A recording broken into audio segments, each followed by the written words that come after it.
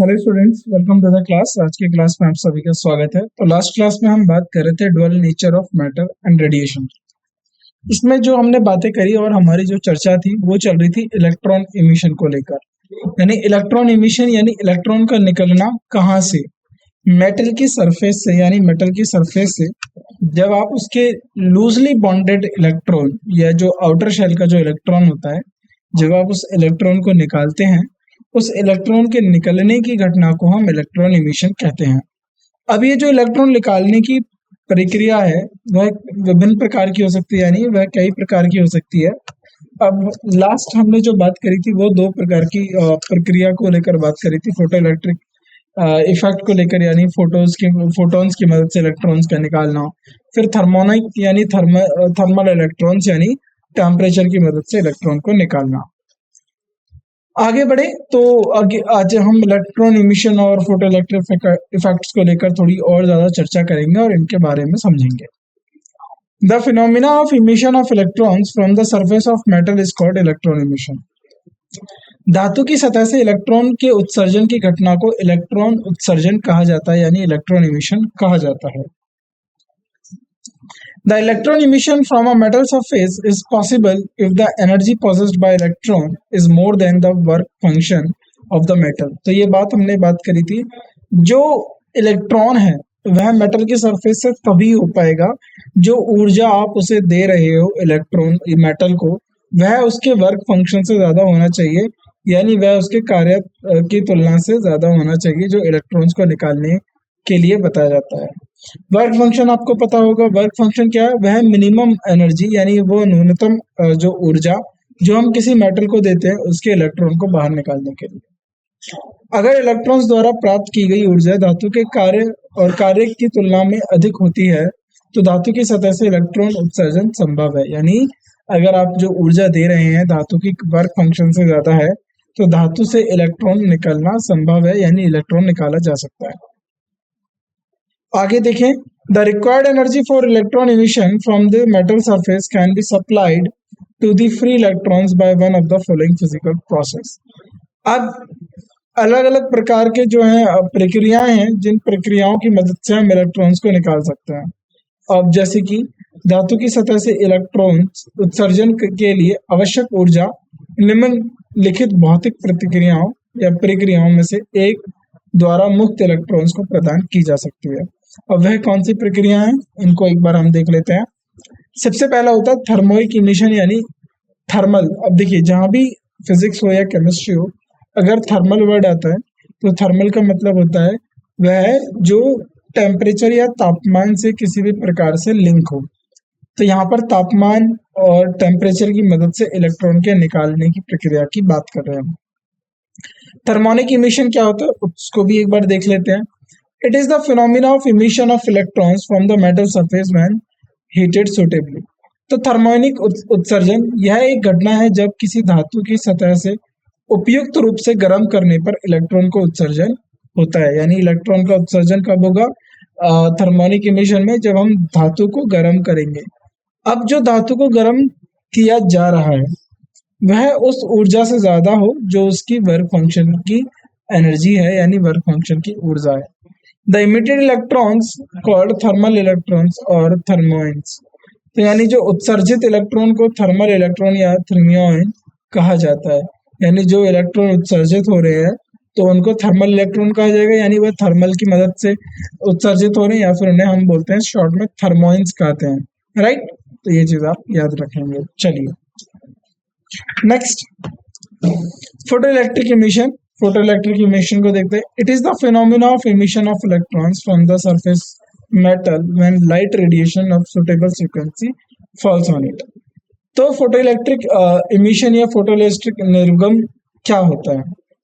यह एक घटना है जब उपयुक्त फ्रीक्वेंसी प्रकाश विकिरण धातु की सतह पर पड़ती है तो इलेक्ट्रॉन का निर्गमन होता है।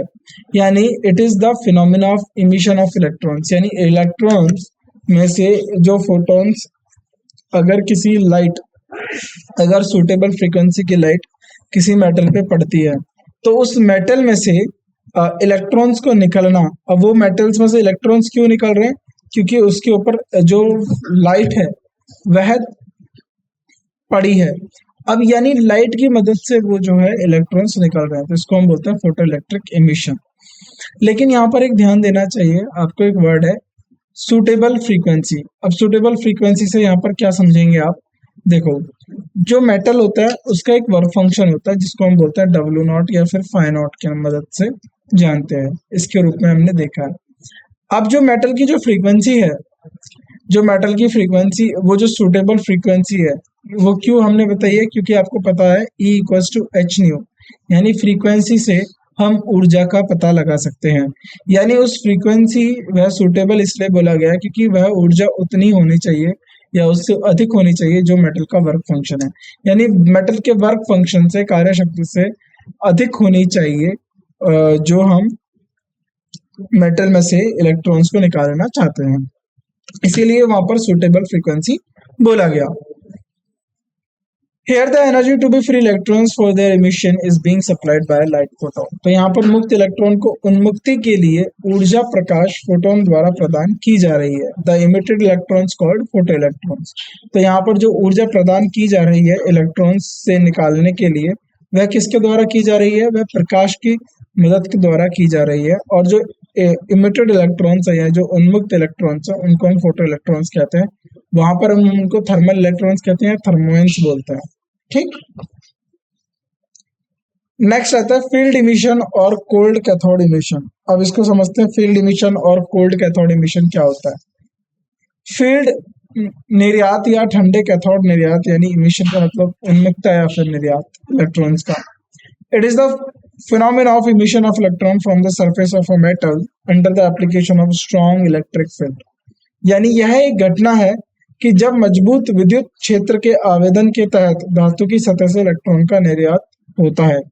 यानी इलेक्ट्रिक फील्ड, यहाँ पर हम क्या बात करें, विद्युत क्षेत्र की मदद से, यानी इलेक्ट्रॉन मेटल को क्या होगा, या फिर उसको जो इलेक्ट्रिक फील्ड है, स्ट्रॉन्ग इलेक्ट्रिक फील्ड जो है, मजबूत विद्युत क्षेत्र या फिर जो स्ट्रॉन्ग होते हैं, जो जिनकी अमाउंट ज्यादा होती है, उन इलेक्ट्रिक फील्ड्स में रखकर मेटल्स में से इलेक्ट्रॉन्स का निकालना को हम जो है फील्ड इमिशन कहते हैं। यानी फील्ड का मतलब इलेक्ट्रिक फील्ड की मदद से निकले, या फिर कोल्ड कैथोड इमिशन कहते हैं। When a very strong field यानी electric field is applied to metal it emits electron. तो जब एक मजबूत विद्युत क्षेत्र को धातु पर लागू किया जाता है, यानी धातु को किसी एक मजबूत विद्युत क्षेत्र में छोड़ा जाएगा, तो वहां से इलेक्ट्रॉन्स निकलना शुरू होते हैं। सेकेंडरी इमिशन, सेकेंडरी इमिशन क्या है, कोई और दूसरे सोर्सेस क्या है। It is the phenomena of emission of electron from the surface of metal in large number when fast moving electrons called primary electron strike on a metal surface. अब secondary emission का यहाँ पर मतलब समझिए कि जो इलेक्ट्रॉन है उनको हम किस तरीके से निकाल रहे हैं।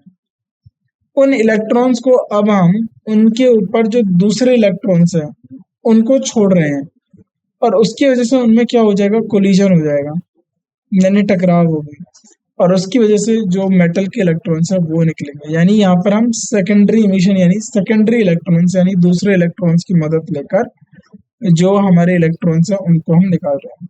यह एक घटना है कि जब तेजी से चलने वाली इलेक्ट्रॉन, यानी जिन्हें हम प्राथमिक इलेक्ट्रॉन कहा जाता है, धातु की सतह को प्रहार करते हैं, तो धातु की सतह से इलेक्ट्रॉन का निर्यात बड़ी संख्या में होता है। द फास्ट मूविंग इलेक्ट्रॉन और हाई एनर्जी इलेक्ट्रॉन्स, तो तेजी से चलने वाले इलेक्ट्रॉन उच्च ऊर्जा वाले इलेक्ट्रॉन्स होते हैं। ठीक, क्योंकि इलेक्ट्रॉन्स जो तेजी से चल रहे हैं उनके अंदर ऊर्जा ज्यादा होती है। क्योंकि जो आपको कैसे पता चलेगा, अब वहीं देखिए, आपको यहाँ से ये पता चल जाएगा E equals to half mv²।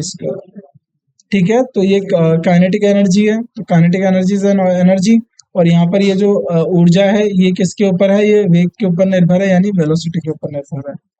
तो जो इलेक्ट्रॉन तेजी से चल रहे हैं उनमें भी ऊर्जा होती है। As they fall on metal surface, they transfer their energy to free electrons of them metal, by which their energy becomes more than the work function of the metal, and so they are emitted from the metal surface।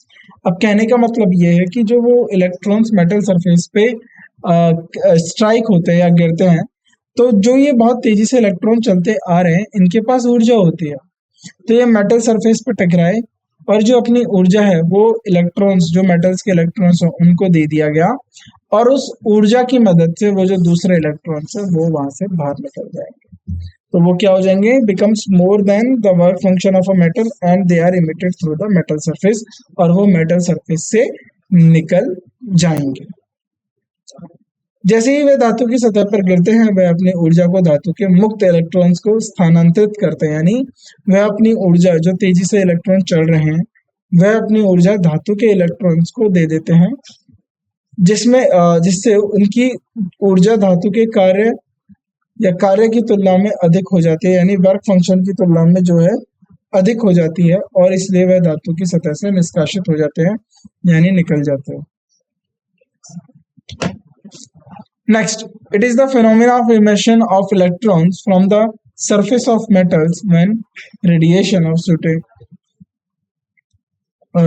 suitable frequency fall of them। अब हम बात करते हैं photo electric effect की। अभी हमने बात करी फोटो इलेक्ट्रिक एमिशन की, तो फोटो इलेक्ट्रिक एमिशन को ही हम फोटो इलेक्ट्रिक इफेक्ट कहते हैं। अब फोटो इलेक्ट्रिक इफेक्ट में क्या है कि यह घटना या फिर यह हम प्रक्रिया किसे कहते हैं, जब धातु की सतह से इलेक्ट्रॉन को उत्सर्जन की घटना है, जब उन पर उपयुक्त फ्रीक्वेंसी की विकिरण पड़ती है, यानी उसके ऊपर हम सूटेबल फ्रीक्वेंसी की क्या करेंगे, सूटेबल फ्रीक्वेंसी हम उसके ऊपर डालेंगे मेटल के ऊपर, तो उस मेटल की मदद से वहां पर क्या निकलेगा, इलेक्ट्रॉन्स निकलेंगे। तो यह धातु की सतह से इलेक्ट्रॉन के उत्सर्जन की घटना है जब उन पर उपयुक्त फ्रीक्वेंसी की विकिरण पड़ती है। The emitted electrons are called photoelectrons and the current produced is called photoelectric current। तो जो इलेक्ट्रॉन्स फोटो इलेक्ट्रिक इफेक्ट की वजह से जो निकल रहे हैं, तो अभी हमने अभी थोड़ी देर पहले पढ़ा कि उनको हम फोटो इलेक्ट्रॉन्स कहते हैं, और उनसे जो उत्पन्न होने वाली धारा या फिर हम बात करें करंट को, हम फोटो इलेक्ट्रिक धारा या फिर करंट कहते हैं। Photoelectric effect was discovered by Hertz, experimentally studied by Holwich and Lenard। हॉलवच और लेनार्ड, देखो जो फोटो इलेक्ट्रिक इफेक्ट है उसकी जो खोज थी वो हर्ट्स ने करी, उसको प्रायोगिक रूप से किसने पढ़ा, हॉलिच ने और लेनार्ड ने, and successfully explain theoretically by Einstein, और उसको थ्योरेटिकली जो उसका सफलतापूर्वक सैद्धांतिक रूप से जो समझाया वो किसने था, आइंस्टीन ने। यानी फोटो इलेक्ट्रिक प्रभाव की खोज हर्ट्स ने की थी, उसकी प्रायोगिक रूप से हॉलवच और लेनार्ड ने उसको अध्ययन किया, और आइंस्टाइन ने इसे सफलतापूर्वक सैद्धांतिक रूप से समझाया। Different material emits photo electron different material emit photoelectrons when they are exposed to radiation of suitable frequency of wavelength। तो सबसे पहली बात हमें क्या याद रखनी है कि विभिन्न जो सामग्री है या फिर हम बात करें मेटल्स की, सभी फोटो इलेक्ट्रॉन्स को उत्सर्जित करते हैं जब वह उपयुक्त आवृत्तियों या तरंग दैर्ध्यों की विकिरण के प्रति संवेदनशील होते हैं। यानी कहने का मतलब यह है कि उनके ऊपर सुटेबल रेडिएशन या फिर सुटेबल फ्रीक्वेंसी या वेवलेंथ आके गिरती है, तभी उनमें से जो है फोटो इलेक्ट्रॉन्स निकलते हैं। लेकिन सारे मेटल्स में से फोटो इलेक्ट्रॉन्स निकलेंगे, लेकिन डिपेंड करता है कि जो रेडिएशन आ रहा है वह किस फ्रीक्वेंसी का है, किस वेवलेंथ का है।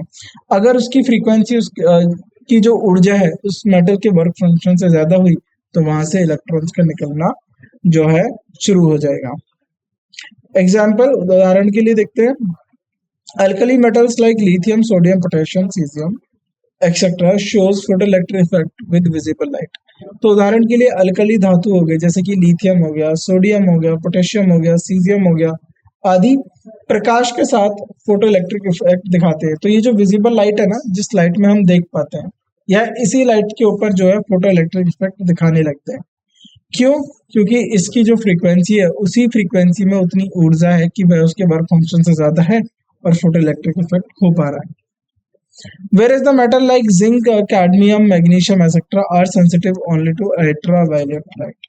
तो अब जैसे कि कुछ धातु जैसे हो गया जिंक हो गया, कैडमियम हो गया, मैग्नीशियम हो गया आदि केवल पैराबैंगनी प्रकाश के प्रति संवेदनशील होता है। यानी ये सिर्फ फोटो इलेक्ट्रिक इफेक्ट कब दिखाएंगे, जब ये अल्ट्रावायलेट लाइट के अंदर या उस रीजन में फॉल करेंगे। For a given metal and frequency of incident radiation, the number of photoelectrons ejected per second is directly proportional to the intensity of incident light. अब photoelectric law of photoelectric emission क्या कहता है? एक दिए गए धातु और परिकरण की आवृत्ति के लिए प्रति सेकंड निकलने जाने वाले फोटोइलेक्ट्रॉन की संख्या सीधे प्रकाश की तीव्रता के अनुपात होती है। यानी नंबर ऑफ फोटो इलेक्ट्रॉन्स मैं बात करूं, जो संख्या फोटो इलेक्ट्रॉन्स की निकल रही है पर second, number of photo electrons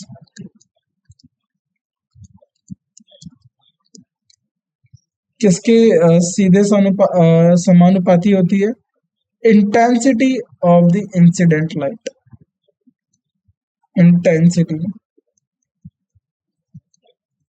of incident light। तो याद रखेंगे ये। For a given metal and frequency of incident radiation, जिस फ्रीक्वेंसी के ऊपर उस मेटल में से इलेक्ट्रॉन्स निकलते हैं, उसमें से जो नंबर ऑफ इलेक्ट्रॉन्स को जो निकलना है वह किस बात पर निर्भर करेगा? उस लाइट की इंटेंसिटी के ऊपर निर्भर करेगा। ये चीज आपको यहाँ से पता चल रही है। For a given metal, there exists a certain minimum frequency of the incident radiation. दूसरा लॉ क्या है इसका? Below which no emission of photoelectrons take place. This frequency is called threshold frequency. अभी मैं आपको समझा देता हूँ थ्रेशोल्ड फ्रीक्वेंसी क्या होता है।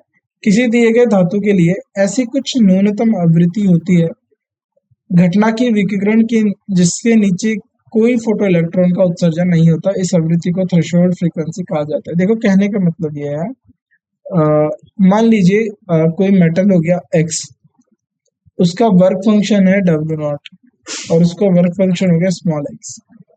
अब कोई फ्रीक्वेंसी है V। अब अगर ये फ्रीक्वेंसी इस x से ज्यादा ऊर्जा दे दे, इस x से ज्यादा ऊर्जा दे दे, या फिर इस x के समान या उतनी ऊर्जा दे जितना उसके मेटल, या फिर जैसे इस x वो एनर्जी पर इसमें से इलेक्ट्रॉन निकलने की प्रक्रिया चालू होगी। लेकिन ये जो V है, इसने जो फ्रीक्वेंसी है मान लो V0 है, इसने जो ऊर्जा दी वो भी x अमाउंट को दी। अब यानी जो भी फ्रीक्वेंसी इस V0 से ऊपर होगा, यानी वहां से जो है वर्क फंक्शन से वो ज्यादा हो जाएगा, यानी फाइ नॉट यानी वर्क फंक्शन से वो ज्यादा हो जाएगा और उन सब में से इलेक्ट्रॉन्स निकलना शुरू हो जाएंगे। यानी थ्रेशोल्ड फ्रीक्वेंसी उस मिनिमम या उस न्यूनतम फ्रीक्वेंसी को कहते हैं जिसके बाद आप फ्रीक्वेंसी जिसकी ऊर्जा जो होती है वो वर्क फंक्शन के समान होती है। यानी थ्रेशोल्ड फ्रीक्वेंसी की जो ऊर्जा है वो वर्क फंक्शन के समान होती है। यदि आप उस ऊर्जा से ज्यादा उसको एनर्जी देते हैं, या उस ऊर्जा से ज्यादा या फिर उस फ्रीक्वेंसी से ज्यादा आप बढ़ाते हैं फ्रीक्वेंसी, तो फिर वहां से इलेक्ट्रॉन्स निकलना संभव है। तो वो जो मिनिमम फ्रीक्वेंसी है जो वर्क फंक्शन के समान एनर्जी रखती है, उससे नीचे जो है फोटो इलेक्ट्रॉन्स नहीं निकल सकते किसी भी रूप में, तो उसको हम बोलते हैं threshold frequency. Above the threshold frequency, the maximum kinetic energy of the emitted photoelectron is independent of the intensity of incident light but depend upon the frequency of the incident light. अब यहाँ पर एक बड़ी अच्छी बात हुई है, जो पहला अगर अपने पॉइंट याद हो तो नंबर ऑफ इलेक्ट्रॉन्स पर सेकेंड किसके ऊपर या किसके सीधे समानुपात था? Intensity of light. जरा ध्यान से देखो, number of electrons emitted per second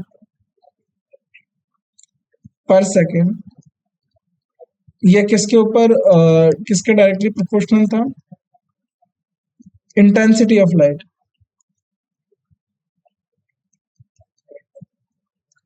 intensity of light.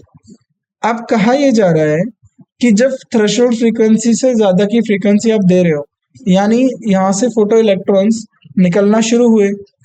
अब फोटो इलेक्ट्रॉन्स की जो काइनेटिक एनर्जी है, जो मोशन है, या जिस मोशन के साथ जिस काइनेटिक एनर्जी के साथ वो मूव करेंगे, वह इंटेंसिटी ऑफ लाइट पे निर्भर नहीं करेगी।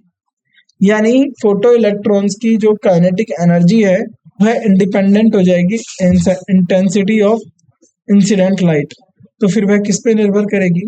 वह निर्भर करेगी, ये दोनों पॉइंट याद रखना, परीक्षा के लिए महत्वपूर्ण हो जाता है। Kinetic energy of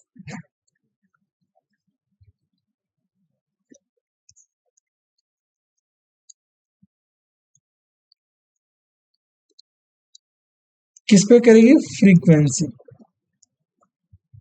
frequency of incident light. अब ये जो फ्रीक्वेंसी है ना, इसकी जो मात्रा है, इसकी मात्रा अंडरस्टूड होनी चाहिए कि यह जो मात्रा है यह थ्रेशोल्ड से ऊपर है, तभी इसमें से इलेक्ट्रॉन निकल रहे हैं और उनकी काइनेटिक एनर्जी को हम देख रहे हैं, इंसिडेंट लाइट। तो ये तीनों पॉइंट आप याद रखेंगे, तीनों लॉ आप याद रखेंगे जो तीनों पॉइंट आपको बताए। Fourth one, the photo electric emission is an instantaneous process. तो फोटो इलेक्ट्रिक उत्सर्जन एक तत्कालिक प्रक्रिया है।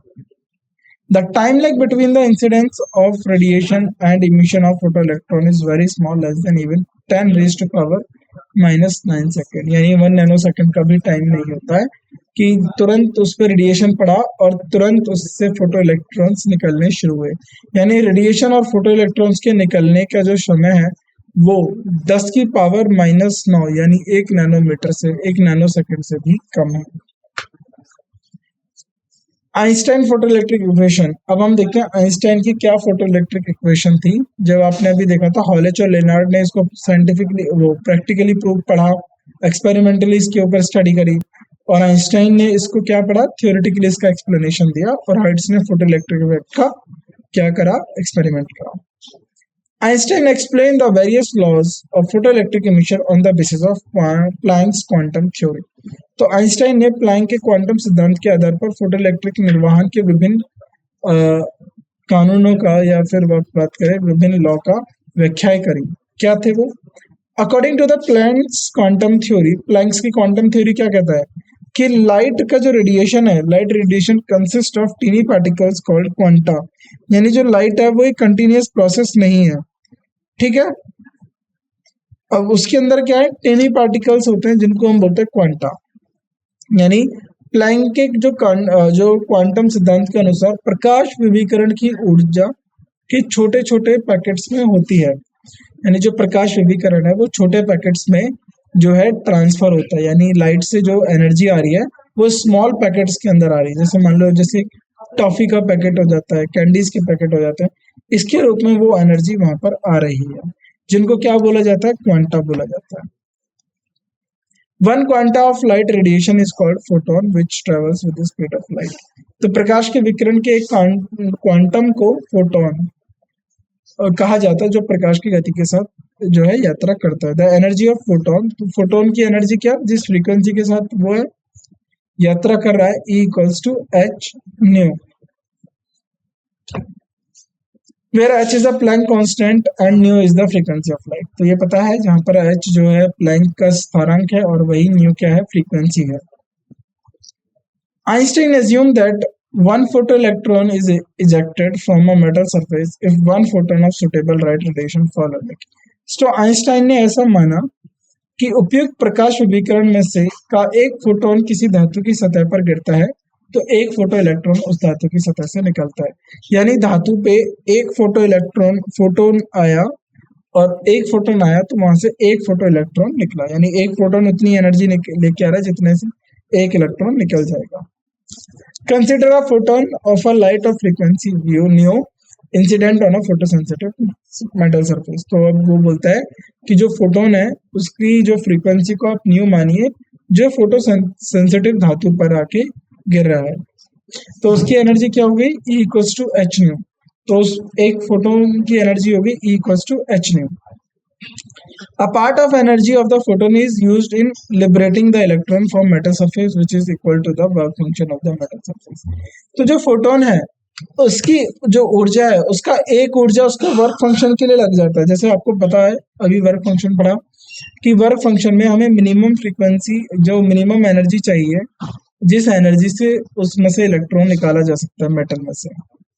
अब जो फोटोन एनर्जी लेके आ रहा है उसका एक हिस्सा तो उसमें से वर्क फंक्शन की ऊर्जा के लिए हो गया, यानी उसने एक एनर्जी उसको वर्क फंक्शन की ऊर्जा के लिए दे दिया। यानी अब मान लो एक फोटोन है उसके पास ऊर्जा है 100 यूनिट, वर्क फंक्शन है 70 यूनिट, तो एक हिस्सा जो है 70 यूनिट में चला गया, अब बचा कितना 30 यूनिट। तो अब ये 30 यूनिट का हिस्सा कहाँ जाता है उसको और हम देखते हैं। The rest of energy of photon is used in imparting the kinetic energy to emitted photoelectron। अब जो उसमें से जो शेष ऊर्जा है, जो ऊर्जा बची है, उस फोटोन की शेष ऊर्जा निर्गत फोटोइलेक्ट्रॉन की गतिजा ऊर्जा के प्रदान करने में उपयोग की जाती है।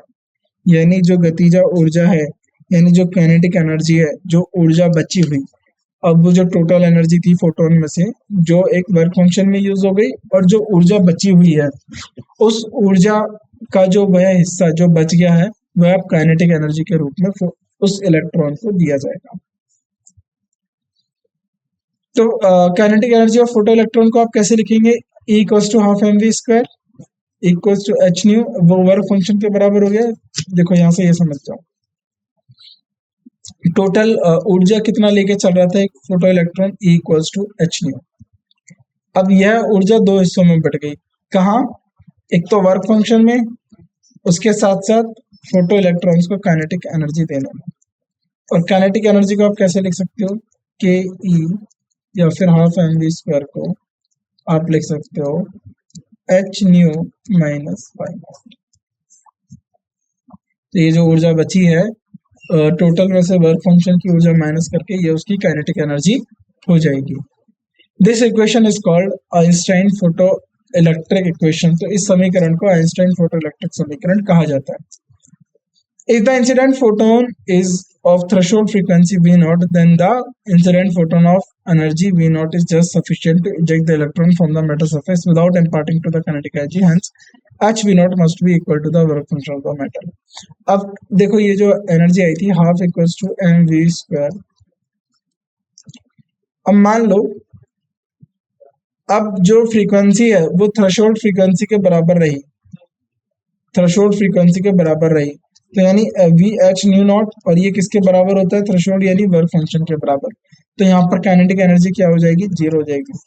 तो यदि अगर फ्रीक्वेंसी थ्रेशोल्ड फ्रीक्वेंसी के बराबर है तो जो ऊर्जा क्या हो जाएगी? एच न्यू नॉट का प्रति प्रकोपित फोटोन मात्र धातु की सतह से इलेक्ट्रॉन को निकालने के लिए पर्याप्त होता है। यानी वह ऊर्जा मात्र इलेक्ट्रॉन को धातु की सतह से निकालने के लिए पर्याप्त होगा, उसमें किसी भी प्रकार का जो गतिजिक ऊर्जा या फिर हम बात करें काइनेटिक ऊर्जा नहीं दे पाएगा, बस इलेक्ट्रॉन वहां से इजेक्ट हो पाएगा।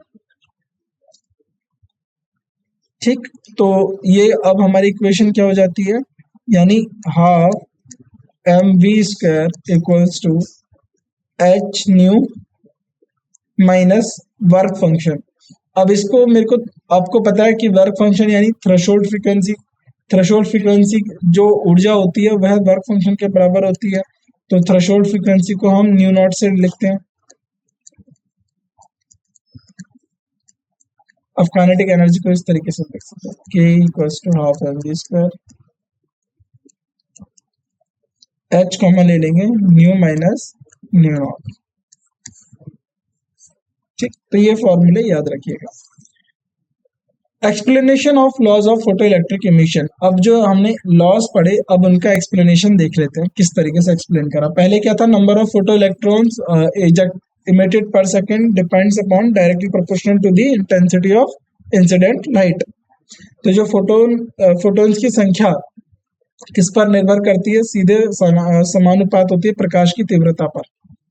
Since one photon ejects one photo electron from a metal surface, therefore number of photo electron emitted per second depend upon the number of photons falling on the metal surface per second, which in turn depend upon the intensity of incident light।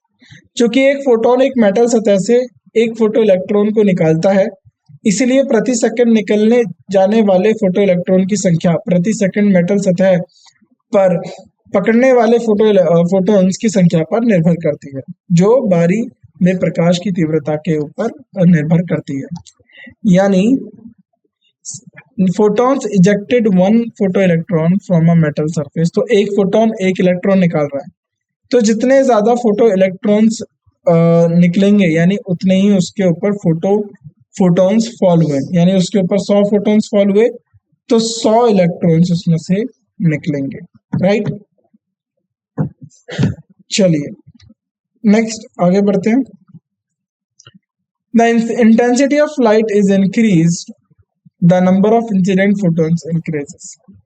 अगर यदि प्रकाश की तीव्रता बढ़ाई जाती है तो प्रकाशन के फोटॉन्स की संख्या बढ़ जाती है। तो यानी फोटॉन्स बढ़ जाते हैं, फोटॉन ज्यादा गिरेंगे। अब ज्यादा फोटॉन्स गिरेंगे तो उसकी वजह से ज्यादा फोटो इलेक्ट्रॉन्स निकलेंगे। तो इसके परिणाम स्वरूप फोटो इलेक्ट्रॉन्स की निकाशी की संख्या में वृद्धि होती है। This is the first law of photo electric emission. तो यह फोटो इलेक्ट्रिक इमिशन का क्या है, पहला नियम।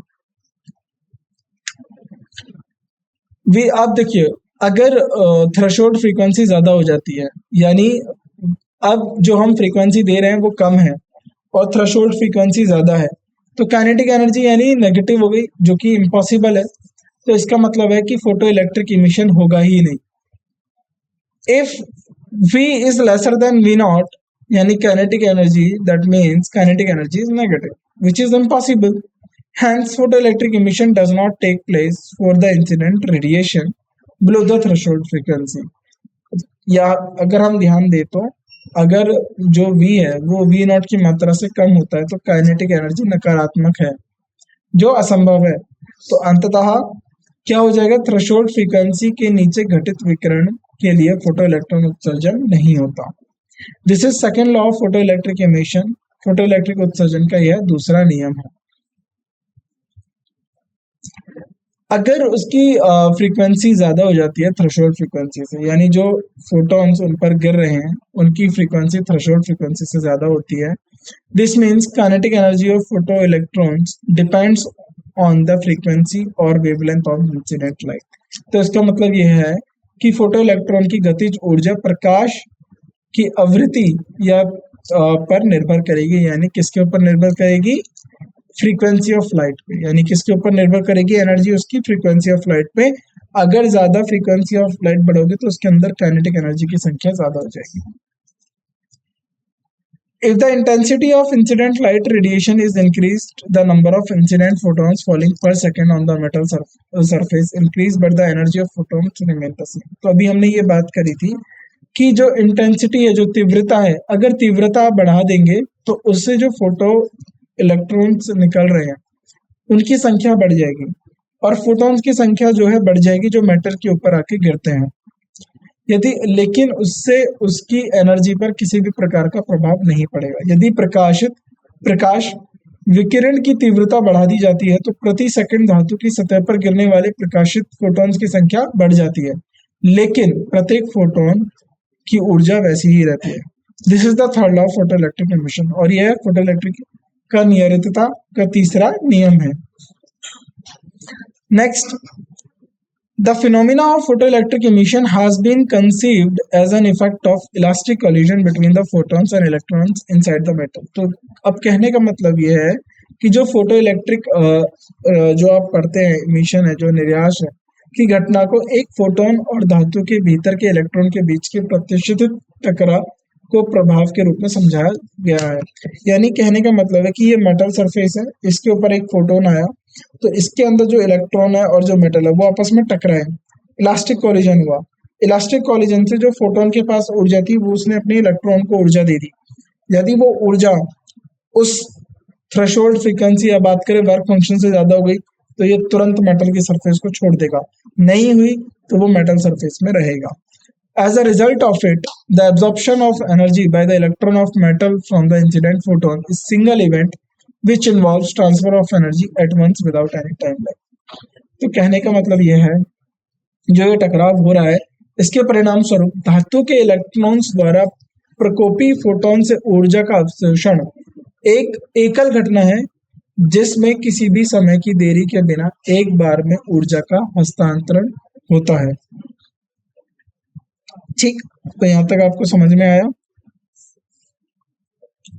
Next, due to it there is no time lag between the incident photon and the ejected photo electron. तो इस कारण जो फोटोन और जो जो निकल रहे हैं, फोटोन्स जो निकल रहे हैं और जो फोटो इलेक्ट्रॉन्स उनके ऊपर गिर रहे हैं, यानी गिरा और निकला, इस सिंगल इवेंट होने की वजह से इनके अंदर कोई टाइम लैग नहीं होता। यही इनका फोर्थ लॉ है। This is the fourth law of photo electric emission. Therefore, the photoelectric emission is possible only if the incident light is in the form of packet of energy, which each having a definite value more than work function of the metal. तो इसीलिए जो photo electric निकाशन केवल तभी संभव है जब प्रकोपित प्रकाश ऊर्जा जो प्रकाश ऊर्जा उसके ऊपर गिर रही है वह पैकेट्स के रूप में, यानी ऊर्जा को पैकेट के रूप में यानी क्वांटा के रूप में, जो जिन पैकेट्स को हमने क्वांटा बोला फिर फोटोन बोला, प्रत्येक का एक निश्चित मान होता है जो धातु के कार्य या कार्य की तुलना से अधिक होता है, यानी धातु के वर्क फंक्शन से ज्यादा हो. This shows that light is not of wave nature but of particle nature. तो इस फोटो इलेक्ट्रिक इमिशन या जो हमने एक्सपेरिमेंट किया इससे हमें पता चला कि ये जो फोटो इलेक्ट्रिक इफेक्ट हो रहा है ये प्रकाश तरंग प्राकृतिक नहीं तो बल्कि एक अप्राकृतिक का होता है. यानी ये क्या है, ये एक लाइट के साथ वेव नेचर नहीं, ये एक पार्टिकल नेचर दिखा रहा है. It is due to this reason the photoelectric emission was accounted by a quantum theory of light, particle theory of light.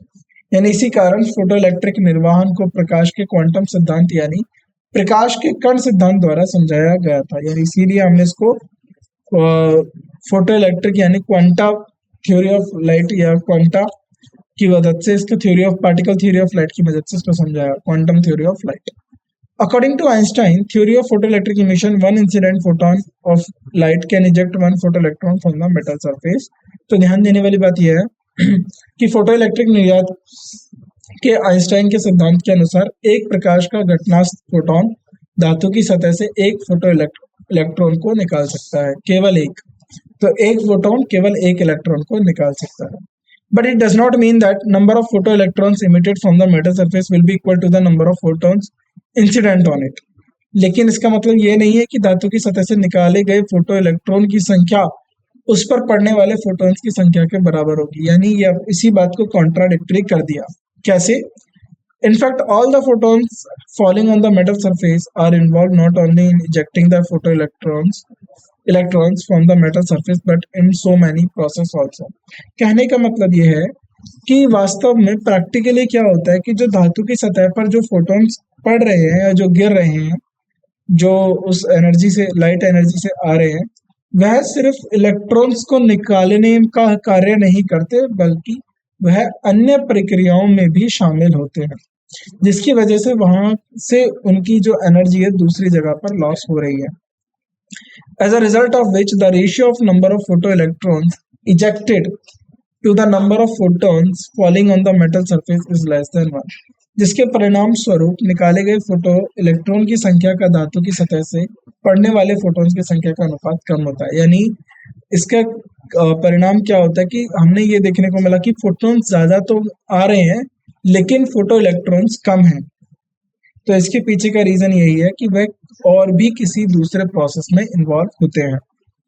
The ratio is increased by coating the metal of the metal surface with the thin layer of borium oxide or strontium oxide due to which work function of the metal is lowered.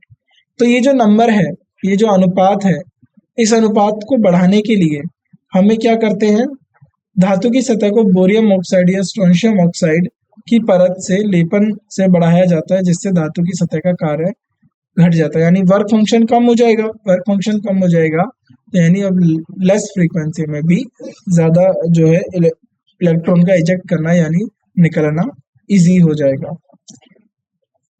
तो यहाँ पर जो हमारा dual nature of particle है यानी dual nature of radiation है, जो हम बात कर रहे हैं dual nature of matter and radiation, वहां पर अभी हमने समझा. देखो जो वेव थ्योरी है उसको तो आप देखेंगे ऑप्टिक्स के अंदर भी समझा हुआ है कि लाइट का वेव नेचर कैसे होता है, लेकिन पार्टिकल नेचर के लिए जो हमने बातें करी, जो हमने सिद्धांत देखे, वो बहुत महत्वपूर्ण है. तो आज की क्लास को हम यहीं खत्म करते हैं, बाकी की बातें हम अपनी नेक्स्ट क्लास में करेंगे.